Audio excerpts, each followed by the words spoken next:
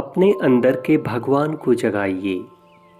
संसार के छोटे कहे जाने वाले प्राणी एक निश्चित प्रकृति लेकर जन्मते हैं और प्रायः अंत तक उसी स्थिति में बने रहते हैं। इतना स्वार्थी मनुष्य ही था जिसे अपने साधनों से तृप्ति नहीं हुई और उसने दूसरों के स्वत्व का अपहरण करना प्रारंभ किया। न्यायाधीश बनकर आया था पर स्वयं अन्याय करने लगा। ऐसी स्थिति में परमात्मा के अनुदान भला उसका कब तक साथ देते, क्योंकि परमात्मा ने ही आत्मा को आच्छादित कर रखा है। आत्मा में जो भी शक्ति और प्रकाश है वह सब परमात्मा का ही स्वरूप है।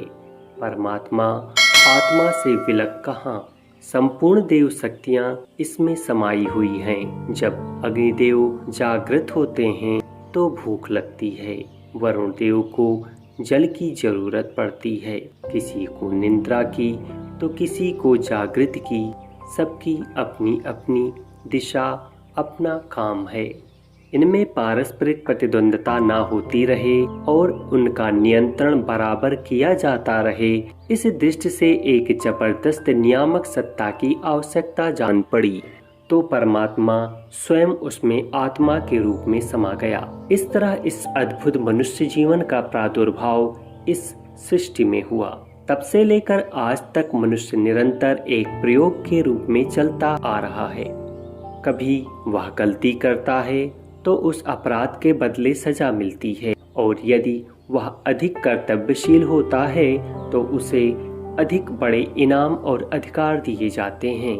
गलती का परिणाम दुख और भलाई का परिणाम सुख।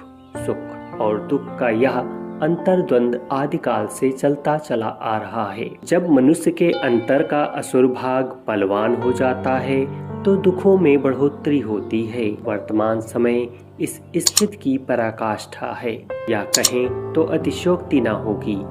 मनुष्य का यह पतन देखकर विश्वास नहीं होता कि उसके अंदर परमात्मा जैसी महत्वपूर्ण शक्ति का विकास हो सकता है। दुर्बल मनुष्य में सर्वशक्तिमान परमात्मा ओतप्रोत हो सकता है, इसकी इन दिनों कल्पना भी नहीं की जा सकती।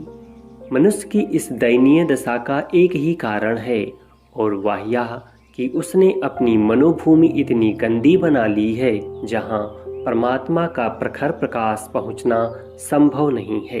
यदि सचेत रहकर उसने अपनी भलाई की शक्ति को जीवंत रखा होता तो वह जिन साधनों को लेकर इस धरती पर आया था वे अचूक ब्रह्मास्त्र हैं। उसकी शक्ति वज्र से भी प्रबल सिद्ध होती है। सृष्टि का अन्य कोई भी प्राणी उसका सामना करने में समर्थ नहीं हो सकता। वह युवराज बनकर आया था। विजय, सफलताएं, उत्तम सुख, शक्ति, शौर्य, साहस, निर्भयता उसे उत्तराधिकार में मिले थे। इससे वह चिरकाल तक सुखी रह सकता था। भ्रम, चिंता, शंका, संदेह आदि का कोई स्थान उसके जीवन में नहीं। पर अभागे मनुष्य ने अपनी दुर्वस्था अपने आप उत्पन्न की। अंतःकरण की ईश्वरीय सत्ता की उपेक्षा करने के कारण ही उसकी यह दुखद स्थिति बनी। अपने पैरों में कुल्हाड़ी मारने का अपराधी मनुष्य स्वयं है। इसका दोष परमात्मा को नहीं। ईश्वरीय गुणों से पथभ्रष्ट मनुष्य की जो दुर्दशा होनी चाहिए थी वह हुई। दुख की खेती उसने स्वयं बोई और उसका फल भी उसे ही चखना पड़ा।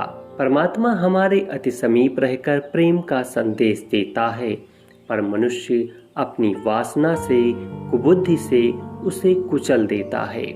वह अपनी सादगी, ताजगी और प्राण शक्ति से हमें सदैव अनुप्राणित रखने का प्रयत्न करता है, पर मनुष्य आडंबर, आलस्य और अकर्मण्यता के द्वारा उस शक्ति को छिन्न भिन्न कर देता है।